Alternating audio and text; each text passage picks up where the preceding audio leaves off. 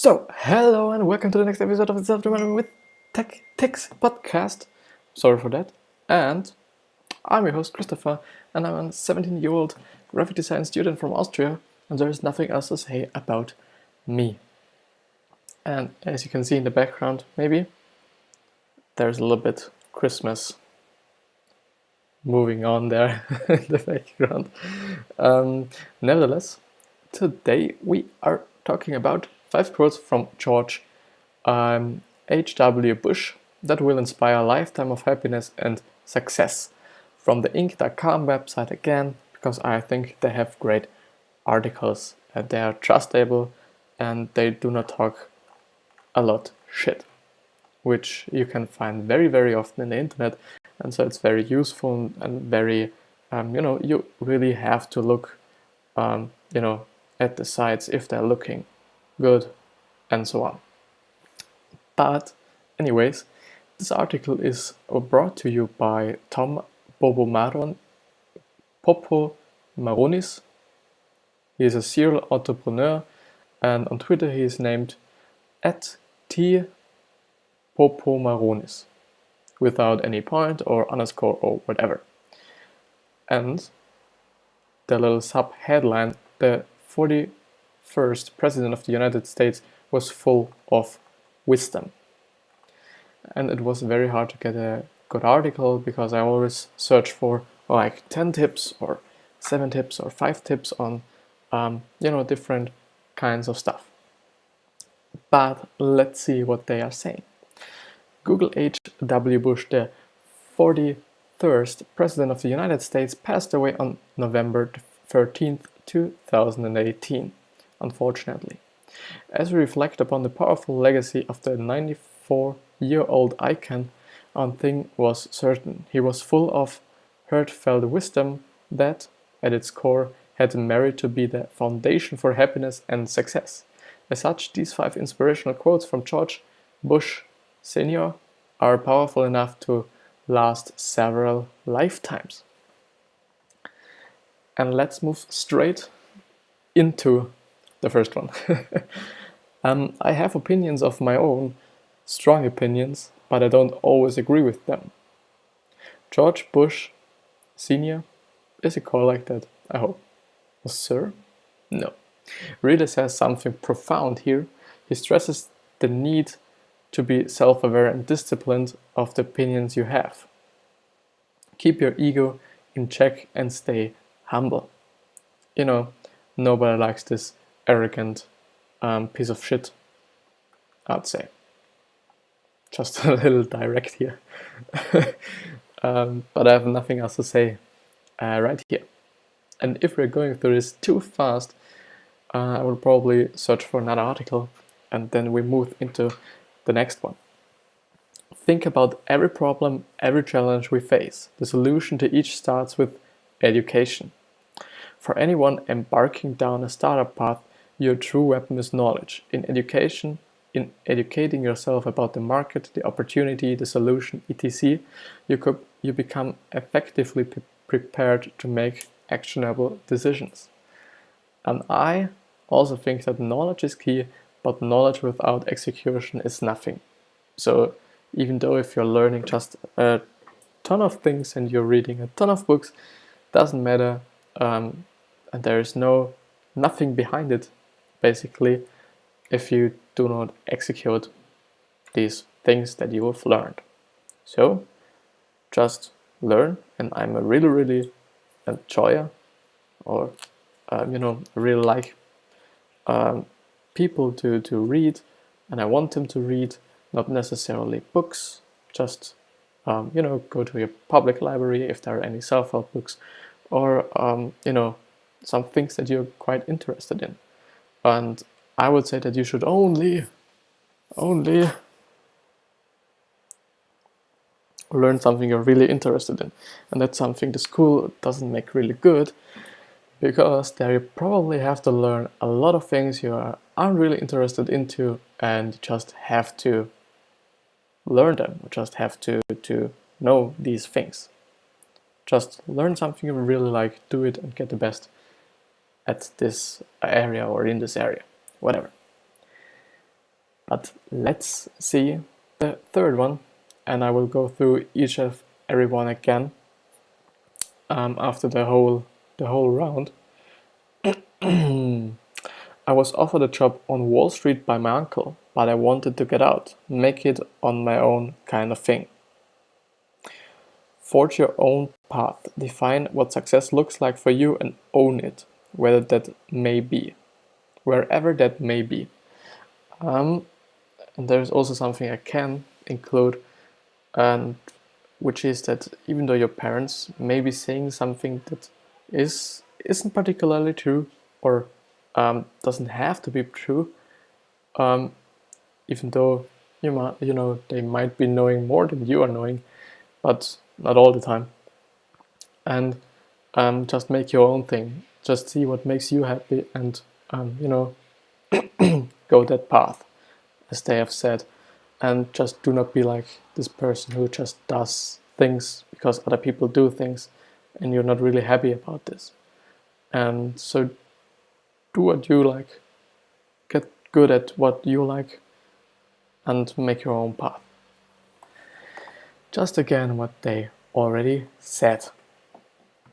I think the spirit of America, one American wanting to make another American's life better, or internationally our desire to see countries do better or people in countries do better, coming from this concept of volunteerism, is a very valid and important part of our internal being. And I would say serving people is one of the best things you can do, and I really like it myself. A lot of people, and also entrepreneurs and successful entrepreneurs, talk about why it's like you can be good at something, but if you're doing it without the right thinking behind it, it's just not worthwhile. So if you're only about money and not serving people, you might get further, or you will probably, because you're good at it, but there will be stagnation somewhere on the topper part of the scale, because then it's only about yourself. And even though if you're in a serving business, you have to look at what the people want. You can't just be like, as an artist, for example, I will make this painting and there will be someone who buys it. But it would be much easier to be like, I make a painting that people will probably like, or I know that they will like it, and then I can say that they will buy it because I know that they like it. I hope I'm not talking too much shit, but nevertheless, let's move on. I have to check my phone.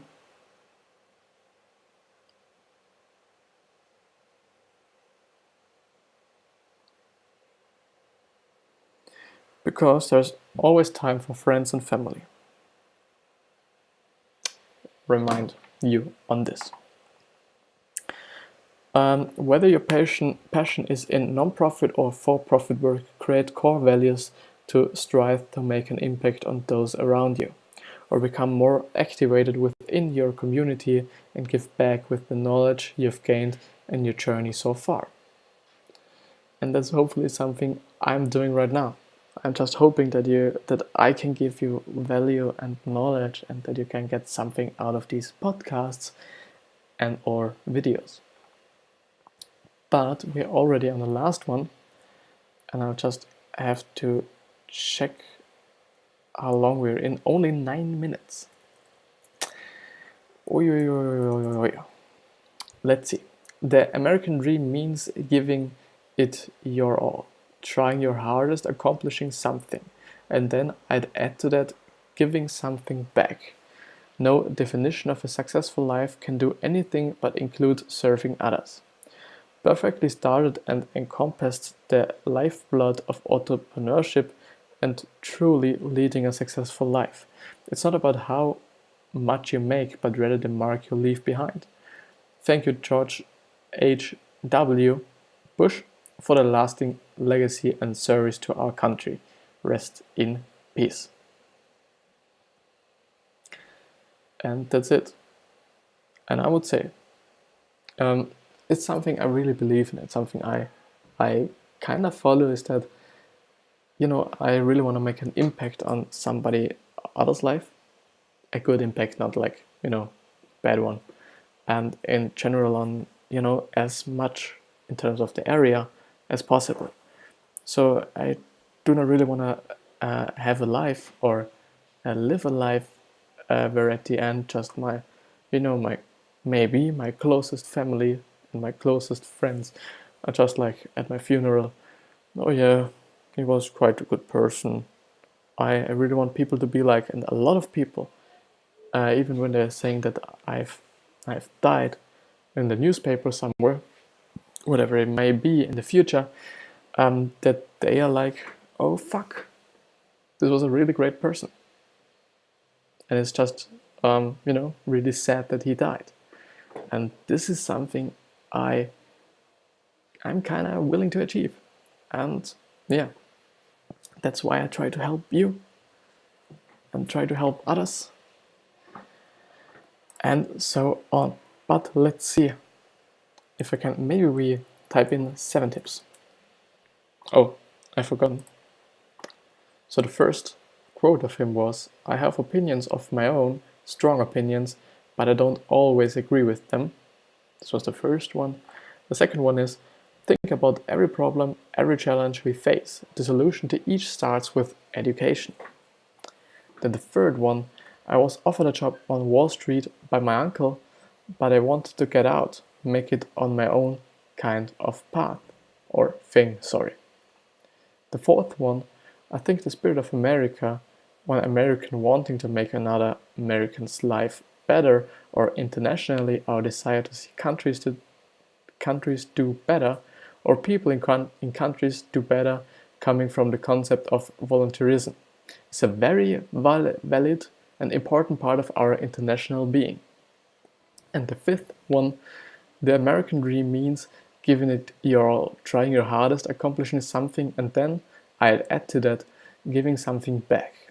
No definition of a successful life can do anything but include serving peoples, or people, or others, as they say. But for now, let's see if I find something under 7 tips to get someone to like you according to FBI behavior expert. This sounds great. It's just all the time, it's either, you know, 10 tips or 7 tips or kind of 3 tips. It's not likely to be 2 or 4 or something. It's just, you know, quite interesting. 7 ways to get someone to like you according to an FBI expert. Number 5 might make you laugh. By Melanie Curtin at Melanie B. Curtin, everything written together on Twitter. Let's see what they are saying. Listen without judging. Driki says, the single most important skill in getting others to like you is to seek someone else's thoughts and opinions without judging them. You don't have to agree with the person, but people like you when they sense you want to understand them and their world. The number one strategy I constantly keep in the forefront of my mind with everyone I talk to is non-judgmental validation, says Driki, or Drakey, or whatever. People do not want to be judged in any thought or opinion that they have or in any action that they take. And that's something I quite experienced today, because I was talking on the phone to a friend, and you know, I was saying it, that he could be doing so. A little hard to explain because it may be sounding a little bit worse than it was. That he, you know, I said that there is always time for doing anything in life. It's just you know, just in terms of preferences and so on. And then he sounded like I was judging him. And so I would say that you have to very, very keep attention to what you're saying to people.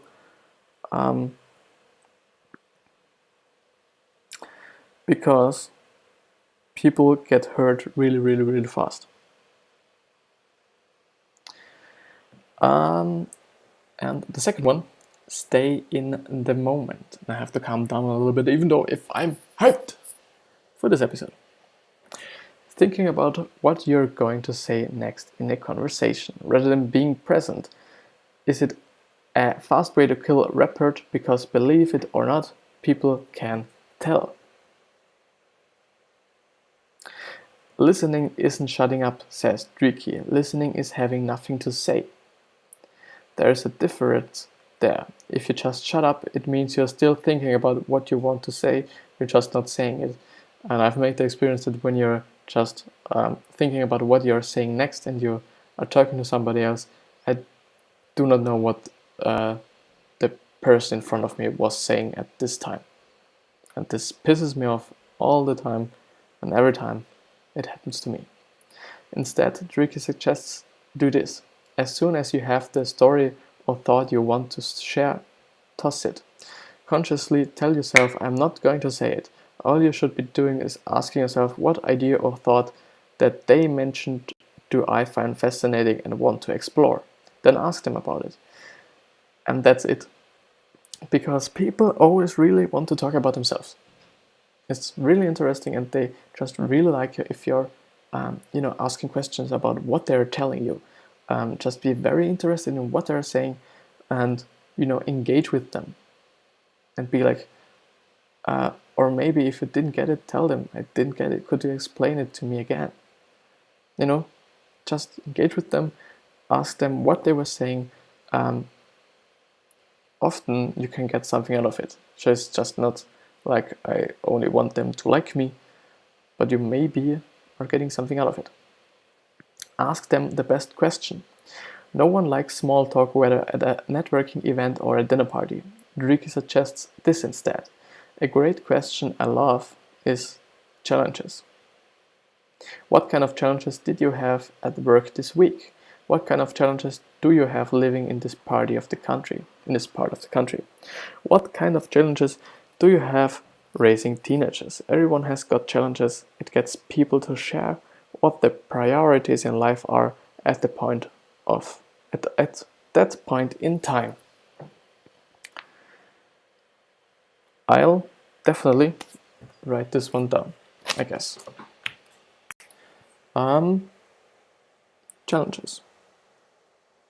Challenges. I'll put it then up somewhere because it's interesting. Ask for advice, and people really like to be asked for advice because, and that's something I've learned, and I just see it now in How to Win Friends and Influence People by Dale Carnegie. It's a really great book. You should read it as well if you have the time, or listen to the audiobook, or just Google up the summary. Just another good one. If you ask someone for advice, you make them feel important, and every person on this planet wants to feel important by their moves they are making and by how they are acting. If, for example, let's say, if I ask someone for advice, you put them in a position where they are above you because you're just, they're here and you're there, and you ask them, and so they give advice to you, and so it's just like this teacher. What was the opposite of teacher? Teacher. You know what I mean? What the fuck? You just put them in a very higher position than you are at this time. But let's see what actually they are saying. Oops. Let's see. Asking for advice dramatically increases your likability, especially at work. According to Adam Grant, author of Give and Take, a revolutionary approach to success. Studies demonstrate that across the manufacturing, financial services, insurance, and pharmaceuticals industries, seeking advice is among the most effective ways to influence peers, superiors, or subordinates. Advice seeking tends to be significantly more persuasive than the taker's preferred tactics or pressuring subordinates and in gradating superiors. Advice seeking is also constantly more influential than the macho's default approach of trading favors. Don't trade favors, ask for advice. Don't trade favors. Just have to think of this afterwards. Ask whether it's a good time, and there's definitely nothing, I'm just thinking about this, or I have any clue about this. Therefore, let's see what they're saying. Another quick win. Research shows that asking is now good for you, or got a minute for me to run something by you, increases the likelihood the person will say yes and want to listen to what you have to say. According to the study, the results showed that complaints rates were higher when the requester inquired about respondents' availability and waited for response than when he pursued his set speech without waiting and inquiring about respondents' availability. So, just if you're thinking, or if you're asking this person, do you have time for me to talk about this now? And they're like, yes. So if you just ask them, do you have time, instead of asking them directly your question, seems to be more efficient. Let's write this down. Do you have the time? First one, challenges. Second one, do you have the time? Because of the motion of writing, you remember and memorize things way easier and way faster than just by reading it. And even if you're reading it loudly, reading it in your head, obviously, and then writing it, it's for me the best technique to learn things, even though it's just a little bit time consuming, to be honest. Meeting a stranger, tell them you've only got a minute. While it might seem counterintuitive, this hack makes sense, since no one wants to get stuck talking to someone when they don't really want to. In Dreek's words, when people think you're leaving soon, they relax. If you sit down next to someone at a bar and say, "Hey, can I buy you a drink?" their shields go way up. Who are you? What do you want? And when are you leaving? That "when are you leaving" is what you have got to answer in the first couple of seconds. For example, if you want to connect with someone at a networking event, try, "Hey, I'm heading out the door in a minute, but what was your favorite part of the presentation tonight?" And that's really something I have experience with. Do you know? It might be only me, but if I have some people over for some time, and we're just, I don't know, let's say just friends, and they're here for 3 times, and just our both energies are just quite away, and then you're really wanting to enjoy yourself now, some kind of, and then they say, and then when they would say, "So I will go in 2 minutes, but so and so," this would turn up this whole conversation a lot more, even though I'd say that if you're going up to them and say, "I'm heading up in 1 minute, but what was this and that," you will probably talk to them more than a minute. And for this now, I really have to thank you for this episode. This was a really great one, I guess, with a lot of energy from me. I hope you got something. It's just a little bit arrogant. I'm sorry for that. It seems like. I'm very happy to have you here for listening to me. And if there's something, write me something in the comments or on any social media platform you prefer or you would like to. And from now on, I'll wish you a really great Sunday. Or it depends when you're watching this, or your time zone. And I'll see you the next time, and probably tomorrow, hopefully. Love you all. See you the next time.